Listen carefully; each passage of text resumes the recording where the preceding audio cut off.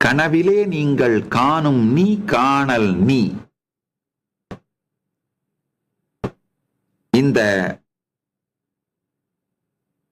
விழிப்பு நிலையில், விழித்திருக்கின்ற நிலையில், இல்ல விழித்திருக்கின்ற நிலை நீங்க நினைக்கிற இந்த நிலையில்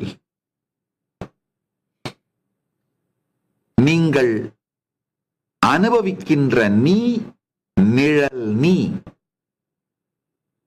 இந்த இரண்டுக்கும் ஆதாரமாக எதிலிருந்து காணல் நீயும் நிழல் நீயும் தோன்றி விளையாடுகின்றதோ அந்த ஆதாரமே நிஜ நீ.